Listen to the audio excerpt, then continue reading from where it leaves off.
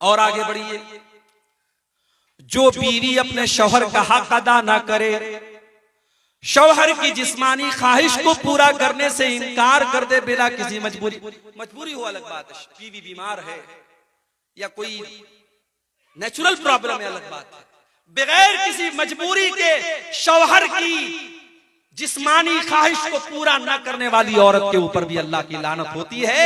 बुखारी और मुस्लिम के अल्फाज हैं, अल्लाह के प्यारे हबीब सल्लल्लाहु अलैहि वसल्लम फरमाते हैं, इज़ा दअर रजुलु इम्रातहु इला फिराशी, जब इंसान अपनी बीवी को अपने बिस्तर पर बुलाए, फअबत, तो औरत इनकार कर दे, फबात वहुवा गज़बान अलैहा, और शौहर इस हाल में रात गुजारे के बीवी से नाराज है, अगर शौहर उसी तरीके से रात गुजार दे, लानत हल मलाइकतु हत्ता तुस्बिया, तो सुबह तक फरिश्ते लानत करते रहते हैं ऐसी औरत के ऊपर। लेकिन ये बात याद रखो, इस्लाम में वन वे ट्रैफिक नहीं है। अगर औरत के ऊपर ये फर्ज है कि वो मर्द के इमोशंस और जज्बात का ख्याल रखे, तो मर्द को भी चाहिए कि वो औरत के जज्बात का ख्याल रखे। ये निकाह है भाई साहब, ये कोई जबरदस्ती का सौदा नहीं है। शौहर बीवी के जज्बात का ख्याल रखे, बीवी शौहर के जज्बात का ख्याल रखे, बीवी को मशीन न समझा जाए, बीवी को बच्चा पैदा करने वाली मशीन न समझा जाए, और बीवी के साथ जानवरों जैसा सलूक न किया जाए। ये बात भी याद रखी जाए। अगर बीवी को हम ये चाहते हैं वो हमारे लिए बेहतरीन कपड़ा पहने, खुशबू लगाए, सजे संवरे, तो भाई साहब जरा आप भी अपनी अदाओं पर गौर कीजिए। आप तो एक्सपेक्ट करते अपनी बीवी से कि वो मेरे लिए खूब मेकअप करे, सजे सवरे, और आप वही बिल्कुल बदशक्ल होकर के, बाल बिल्कुल परागंदा है और बदबू से अटे हुए हैं, पसीने से अटे हुए हैं, और उस हालत में अगर इंसान अपनी बीवी के पास जाता है तो ये भी गलत है। हजरत अब्दुल्लाह इब्न अब्बास कहते हैं कि जिस तरीके से मेरी बीवी मेरे लिए सजती और संवरती है, मैं अपनी बीवी के लिए सजता और संवरता हूं। तो बीवी शौहर का हक अदा करे, शौहर बीवी का हक अदा करे। अल्लाह के रसूल ने ऐसी औरत के ऊपर लानत की है जो शौहर का हक अदा न करे।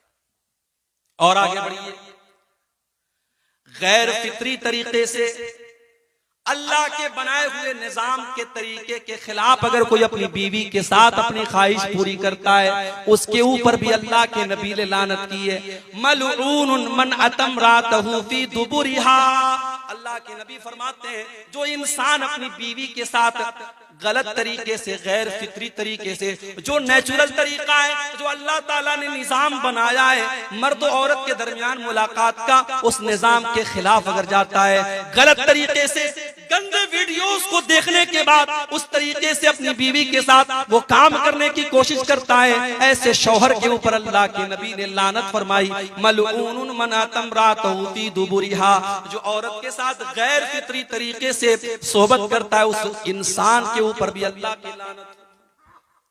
बहुत खोल खोल करके अल्फाज बयान करने की जरूरत नहीं है, आप होशियार समझदार हैं, समझ लीजिए। आज चूंकि हमारे नौजवानों में एक क्रेज है इंटरनेट पर गंदे वीडियोस देखने का, उसकी वजह से बहुत सारे लोग नाजायज और गलत और हराम जो तरीके हैं मियां बीवी से मुलाकात के, वो अपनाते हैं। याद रखो मेरे भाई, ये हराम और नाजायज है और अल्लाह की लानत को का हकदार बनाने वाला।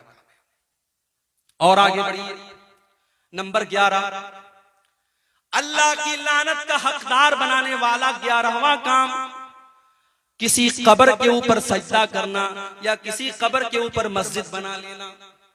कलियाचक में एक मस्जिद है, अहले हदीस की मस्जिद है, वहां बाकायदा मस्जिद के अंदर कब्र है, कब्र मस्जिद के अंदर है और नमाज हो रही थी, मैं गया, मुझसे इमाम साहब ने धीरे से कहा, मौलवी साहब यहाँ कब्र है, आप थोड़ा सा तकरीर में बोल दीजिएगा। बहुत सारे उलमा यहाँ बोल के गए लेकिन इस्लाह नहीं। मैं गया, मैंने खुलेआम तकरीर में कहा ये हराम है और आपकी नमाज खतरे में पड़ रही है, आपकी नमाज कबूल नहीं होगी अगर आप मस्जिद के अंदर से इस कब्र को नहीं निकालेंगे। बहरहाल अल्लाह ताला ने तौफीक दी उन लोगों को। बाद में जब मैं गया तो लोगों ने बताया कि उस कब्र को वहां से निकाल के उन्होंने मस्जिद के कैंपस से बाहर रखा दिया। जरूरत पड़ने पर कब्र को ट्रांसफर किया जा सकता है।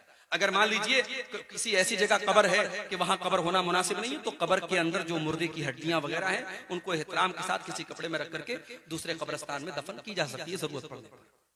तो कब्रिस्तान के ऊपर मस्जिद नहीं बन सकती और मस्जिद में कब्र नहीं बन सकती। अल्लाह के नबी ने लानत की है, लानल्लाहुल यहूद वन नसारा इत्तखज़ू कुबूर अंबियाइहिम मसाजिद। अल्लाह की लानत तो यहूद और नसारा के ऊपर, उन्होंने अपने नबियों की कब्रों को मस्जिद बना लिया। वो अपने नबियों की कब्रों पर सजदा करने लगे, उन्होंने अपने नबियों की कब्रों के ऊपर सजदा करना शुरू कर दिया। अल्लाह के नबी ने दुआ भी की थी, अल्लाहुम्मा ला तजअल कब्री वसनन युबद। अल्लाह तू मेरी कब्र को बुत न बनने देना, आय अल्लाह मेरी कब्र को तू बुत न बना देना, जिसकी इबादत की जाए, जिस पर सजदा किया जाए, जिसकी पूजा पाठ की जाए। आय अल्लाह तू मेरी कब्र पर ये सब काम न होने देना। और आज अल्लाह का शुक्र है, दुनिया की बहुत सारी ताकतें लगी हुई हैं। अल्लाह हिफाजत करे सऊदी अरब की हुकूमत की। आज अगर ये हुकूमत ना होती तो शायद जो मंजर हम अजमेर में देखते हैं, जो मंजर हम हिंदुस्तान में बुजुर्गों की कब्रों पर देखते हैं, शायद उससे कहीं ज्यादा खतरनाक मंजर मदीने का होता और नबी की कब्र पे सजदे हो रहे होते। वहां 24 घंटे पुलिस के लोग खड़े हैं, सिक्योरिटी के लोग खड़े हैं, और अगर कोई किसी भी तरीके का शिरकिया काम करने की कोशिश करता है, सिक्योरिटी के लोग फौरन उसको वहां से भगा देते हैं, निकाल देते हैं। तो मेरे भाइयों, कब्र के ऊपर मस्जिद बनाना या कब्र के ऊपर सजदा करना, यह भी अल्लाह की लानत का हकदार बनाने वाला काम। नंबर 12,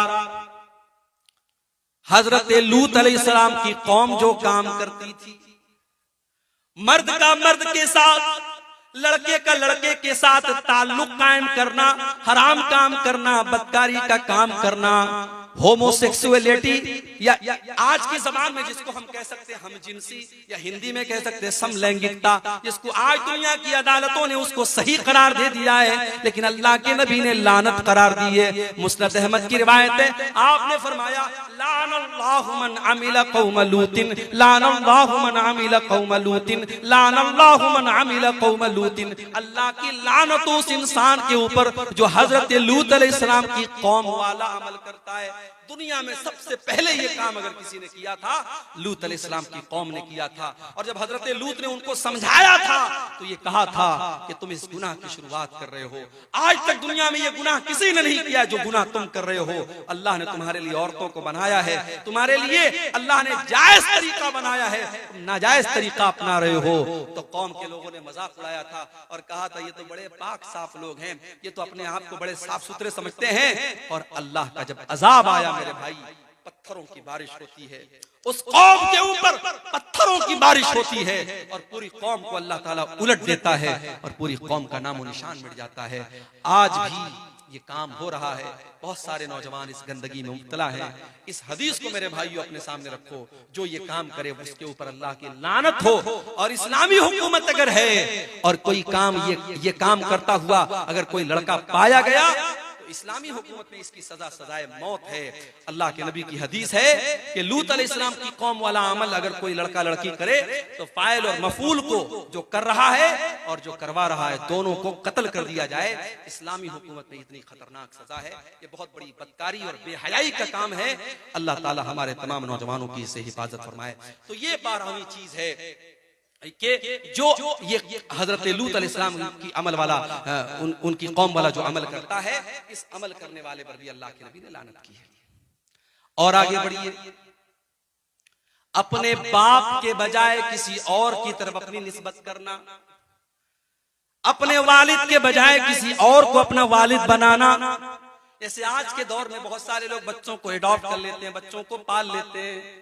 अब बच्चे का बाप कोई और है, लेकिन जो इंसान पालता है, जो परवरिश करता है, उसी इंसान का नाम उसके नाम के साथ जुड़ जाता है। बाप का नाम था अब्दुल्ला, लेकिन पालने वाले का नाम मोहम्मद था, तो ये अपने बाप की जगह मोहम्मद का नाम लिखता, अब्दुल्ला का नाम नहीं लिखता है। ये इतना खतरनाक काम है। अल्लाह के नबी फरमाते मनिद्दा इला गैरि अबीही, जो अपने बाप के बजाय किसी और का नाम अपने बाप के नाम की जगह जोड़े, वमन तवल्ला मिन गैरि मवालिही, और जो गुलाम अपने मालिक के बजाय किसी और को अपना मालिक करार दे, फअलैहि लानतुल्लाहि वल मलाइकति वन नासि अजमईन, तो ऐसे इंसान के ऊपर अल्लाह की लानत हो, फरिश्तों की लानत हो और तमाम लोगों की लानत हो। तमाम लोगों की लानत हो उस इंसान के ऊपर जो अपने ओरिजिनल बाप की जगह किसी और को अपना बाप करार दे।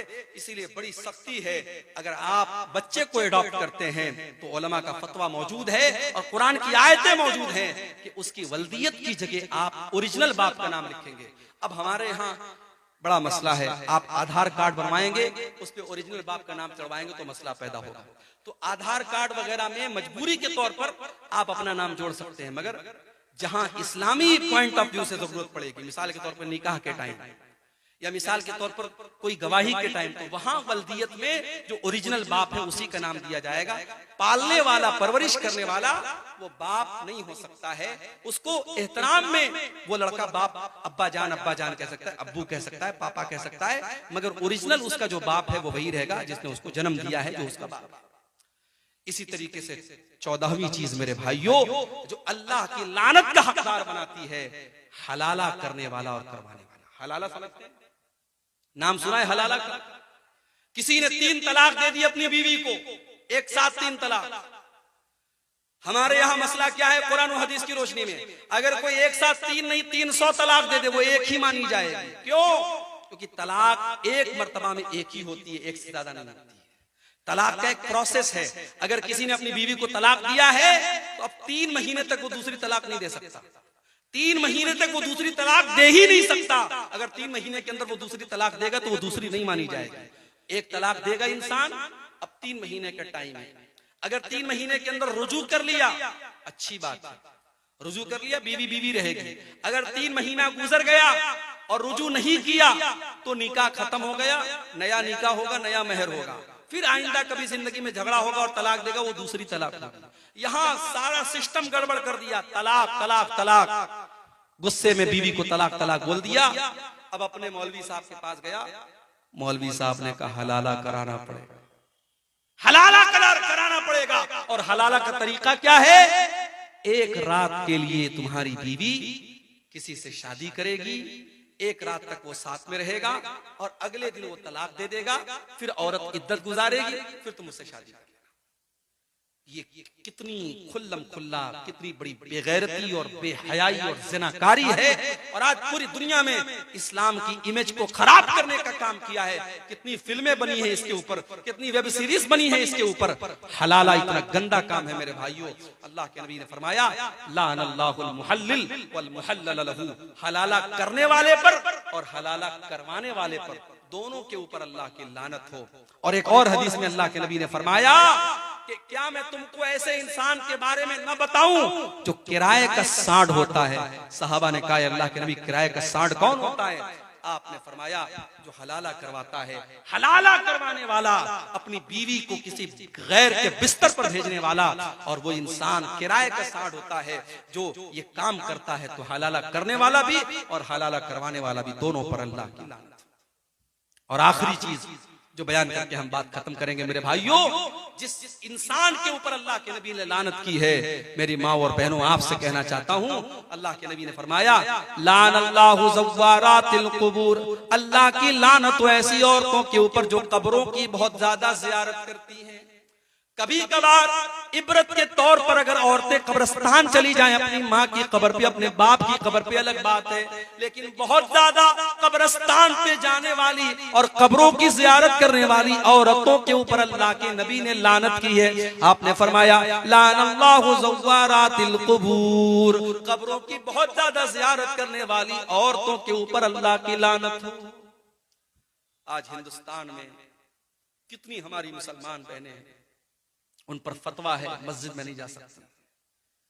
मुझे याद है इसी बिहार में गया एक जगह है, गया के एक मौलाना साहब से इंतकाल हो गया, अल्लाह माफ करे।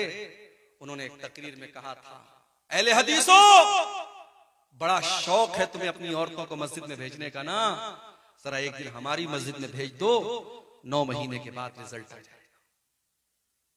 एक इंसान, एक आलिम तकरीर कर रहा है और मिंबर पर और स्टेज पर बैठकर के इतनी गंदी और घिनौनी बात कर रहा है। मेरे भाइयों, क्या तसव्वुर किया जा सकता है कि मस्जिद में कोई इतना गंदा काम करेगा? अहले हदीसों ने अगर अपनी मस्जिदों में औरतों के लिए अलग से इंतजाम किया है तो इस कौम ने हमेशा मजाक उड़ाया और इस तरीके से गंदी गंदी बातें कही। मगर आज जब पूरे हिंदुस्तान में लाखों की तादाद में मुसलमान औरतें जब मुर्तद होने लगी और इस्लाम को छोड़ करके दूसरे मजहब में जाने लगी और बाप दादा की नाक कटवाने लगी, तब धीरे धीरे कुछ फतवे आने लगे, कुछ जुबानें खुलने लगी और दिल्ली से फतवा आया और कहां से फतवा आया कि हाँ साहब औरतों को भी मस्जिद में भेजना चाहिए, पर्दे का इंतजाम हो तो औरतें जा सकती हैं। अब फतवे में थोड़ी नरमी आई है। हम तो हमेशा से कहते चले आए कि अपनी औरतों को मस्जिद में भेजो मेरे भाई। तुमने मस्जिद में तो नहीं भेजा, अजमेर की दरगाह पर औरतों की भीड़ मौजूद है, कचौछा की दरगाह पर औरतों की भीड़ मौजूद है, जितने कब्रें और जितने बुजुर्गों के मजार हैं पूरे हिंदुस्तान में आप चले जाइए, वहां मर्दों से ज्यादा आपको औरतें मिल जाएंगी। मुंबई चले जाओ, हाजी अली की दरगाह समंदर के बीच में मौजूद है, आप चले जाओ, मर्द आपको कम मिलेंगे, औरतें ज्यादा मिलेंगी। मेरे नबी ने लानत की है ऐसी औरतों पर जो कब्रिस्तान बहुत ज्यादा जाती हैं। कभी कभार इबरत के तौर पे चली जाएं अलग बात है, मगर इन दरगाहों पर, इन कब्रों पर, इन मजारों पर कोई इबरत के लिए नहीं जाता है। वहां अय्याशी होती है, वहां शिर्क होता है, वहां हरामखोरी होती है।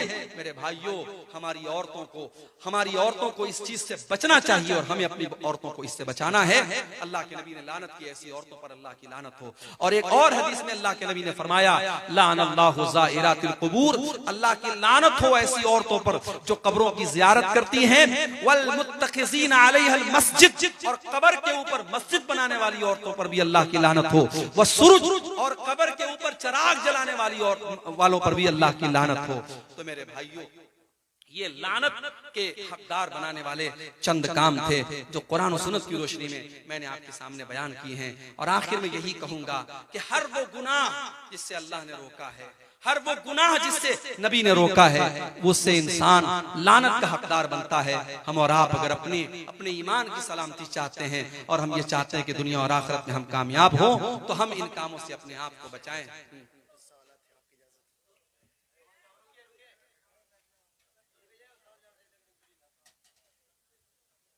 एक सवाल ये किया गया है कि सलातुत तस्बीह की नमाज पढ़ना कैसा है, रमजान में खास तौर पर लोग इसको पढ़ते हैं। देखिए, सलातुत तस्बीह के बारे में जो हदीस आई है, उस हदीस के बारे में खुद उलमा के दरमियान आपस में इख्तिलाफ है। कुछ उलमा का कहना है हदीस सही है, कुछ उलमा का कहना है हदीस ज़ईफ है। लेकिन जो सलातुत तस्बीह का तरीका है नमाज का, वो तरीका बिल्कुल अलग है आम नमाजों से, और उसकी जो फजीलत है वो भी बिल्कुल अलग है।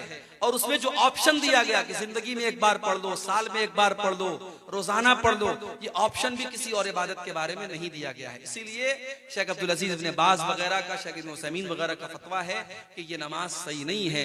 जो नमाजें साबित हैं, जैसे चाश्त की नमाज है, जैसे तहज्जुद की नमाज है, और जैसे आम सुन्नत और नफिल नमाजें हैं, वो हमारे लिए काफी हैं। हम उसी का एहतमाम करें।